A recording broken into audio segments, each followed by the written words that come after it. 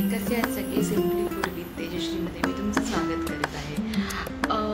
आज आपण बघणार आहोत, ॲक्च्युली मी आज ना बनवणार आहे पुरणपोळी।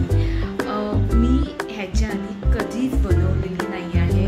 ॲक्च्युली मी लहान असताना म्हणजे माझ्या माहेरी असताना मम्मीकडे असताना मला ती आवडायची पण नाही, म्हणजे ती डाळ शिजत असेल तरी पण त्याचा स्मेल येऊन सुद्धा पण मला ती आवडायची नाही। पण मला जेव्हा प्रेग्नेंट होते त्यावेळेला मला जस्ट नुसते जे डोळे लागले पुरणपोळीचे, तेव्हा जास्त काही नाही, मी 1-2च खाल्ली होती, बट मला त्यावेळेला लागले ते डोळे। मग त्याच्यानंतरपासून मी थोडी अशी खायला लागली, पण मला कधी आवडायची नाही म्हणून मी कधी ती ट्राय पण केली नव्हती। पण आज मी विचार केला आहे की मी आज ट्राय करणार आहे म्हणून, तर ती मी ट्राय करते आणि किती सक्सेसफुल होते ते तुम्ही पण बघा आणि मी पण बघते।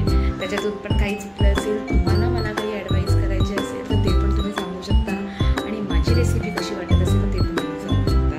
सो आज आपण बनवणार आहोत पुरणपोळी, कटाची आमटी आणि आपली गोल भजी। तर चला तर मंडळी पटापट करूया आपण आता या साहित्याची तयारी। हे बघा, मी हे 2 वाटी जे आहे ना ते गव्हाचं पीठ घेतलं आहे आणि थोडीशी हळद घातली, थोडंसं मीठ घातलं आणि थोडंसं तेल घातलं आहे आणि पाणी घालून आता आपण त्याला मळून घ्यायचं आहे।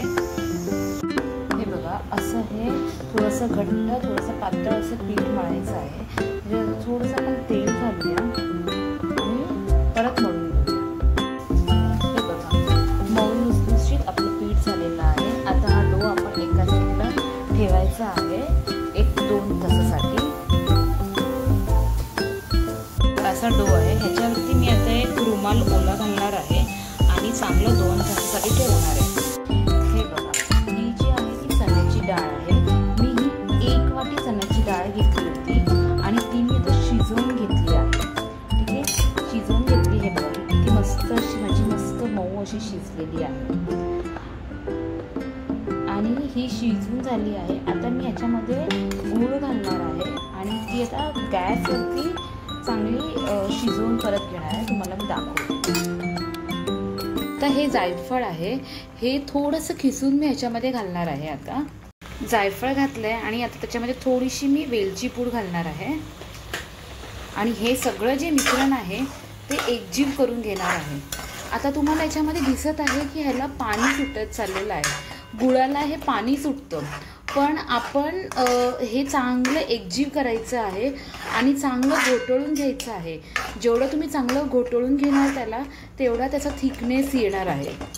तर मी तुम्हाला दाखवते आता। बघा, हे बघा, तुम्ही बघत असाल आता थोडासा घट्टपणा येण्यासाठी चालू झालेला आहे आता। तर आता हे असं चांगले, ही डाळ पण आपली जी आहे ती स्मॅश करून आपण घ्यायची आहे।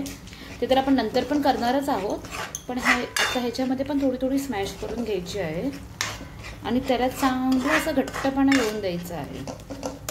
पुरण होतं आहे आपलं, त्याच्याच बाजूला आपण आता हे कटाच्या आमटीची तयारी करत आहोत। तर मी ह्याच्यामध्ये घातलं आहे सुकं खोबरं।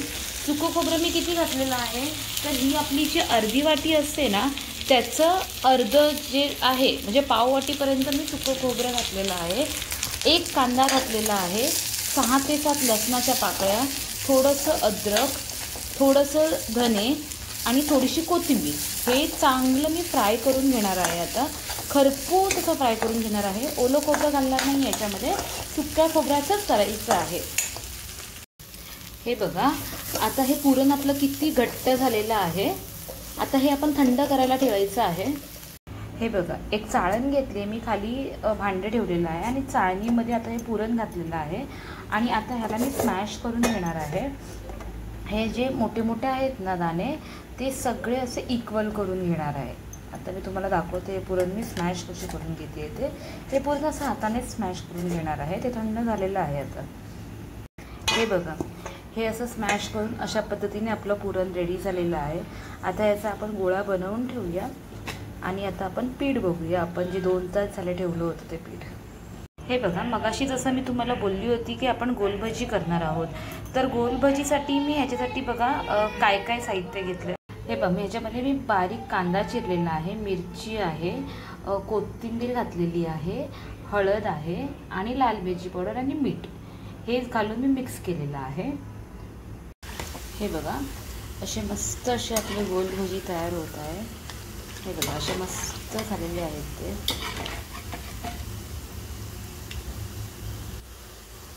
कांदा खोबरं वगैरे जे आहे ते पण आपलं भाजून झालेलं आहे. हे पण थंड करायला ठेवूया आणि वाटून घेऊया. बघा हे असं वाटप आपलं चांगलं रेडी झालेलं आहे. एक कढई ठेवली, त्याच्यामध्ये तेल गरम करायला ठेवलं आहे आणि आता जे आपण केलेलं वाटप आहे ते आपण त्याच्यामध्ये घालणार आहोत. बघा या वाटपामध्ये मी आता आपला घरगुती मसाला, जो आमचा घाटी मसाला आहे ना, तो मी घातलेला आहे. मीठ घातलं आहे चवीनुसार. ही शिजवलेली डाळ आपण मगाशी थोडीशी बाजूला काढलेली ती आता त्याच्यामध्ये घातली आहे. ती मिक्स करून घ्यायची आहे आणि ह्याच्यामध्ये ते डाळीचं पाणी, गरम पाणी जे आहे ते घालायचं आहे आणि चांगली मस्त ह्याला असं ढवळून घ्यायची आहे. मस्त अशी ढवळून घ्यायची आहे. ती पातळच ठेवायची आहे, जाड ठेवायची नाही आहे. आता ह्याला आपण चांगली अशी उकळी आणून देऊया. हे बघा किती अशी मस्त अशी झणझणीत कटाची आमटी आपली रेडी झालेली आहे. सुंदर सुगंध सुटलेला आहे. मटणाच्या कढीसारखा सुगंध सुटलेला आहे. इतका मस्त असं वाटत आहे. हे बघा ही अशी झणझणीत अशी कटाची आमटी झालेली आहे आपली. हे बघा हे जे आपण पीठ ठेवलेलं होतं, हे बघा हे मस्त असं लुसलुशीत आपलं पीठ झालेलं आहे. तर आता आपण काढून घेऊया.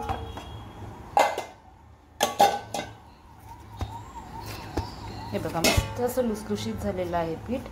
आता ह्याचा गोळा करूया. तोपर्यंत आपण हे ठेवायचं आहे, तवा ठेवायचा आहे. अगोदर गरम करून घ्यायचा आहे तवा. बघा हे बघा असा एक गोळा घ्यायचा आहे आणि थोडंसं असं लाटून घ्यायचं आहे आणि ह्याची जी बाजूची जी कडा आहे ती पातळ करायची आहे. हे बघा मध्ये थोडं जाड ठेवायचं आहे आणि बाजूची कडा जी आहे ती पातळ करायची आहे.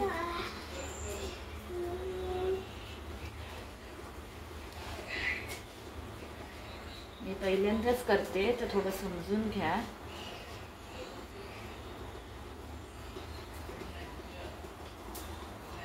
हे बघा असं बाजूची कडा ही पातळ करून घ्यायची आहे आणि ह्याच्यामध्ये आता आपलं हे जे पुरण आहे ते भरायचं आहे.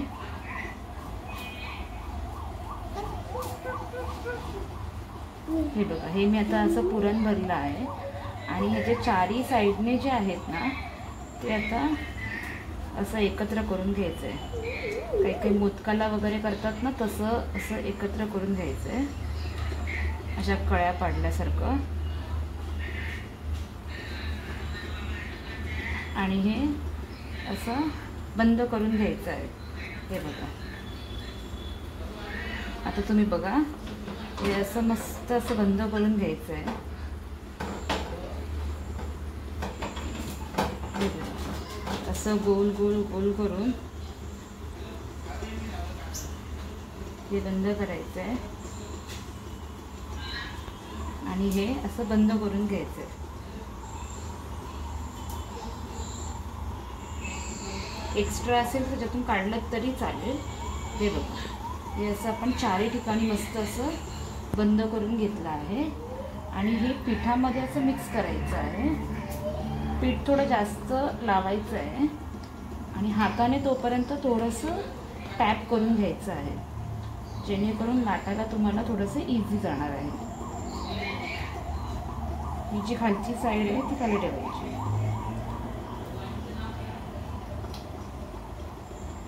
आणि हे असं हळूहळू हलक्या हाताने लाटून घ्यायचं आहे. साईडच्या कडा ज्या आहेत त्या पातळ करून घ्यायच्या आहेत. हलक्या हाताने लाटायचं आहे जेणेकरून ते पुरण जे आहे आपलं बाहेर येणार नाही.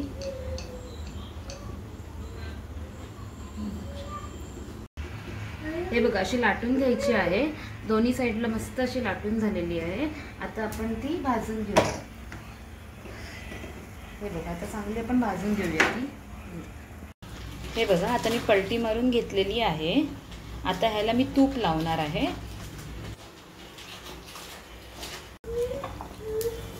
हे बघा, दुसऱ्या साईडला पण मी पलटी मारली, कशी अशी टम्म अशी माझी पुरणपोळी फुगलेली आहे.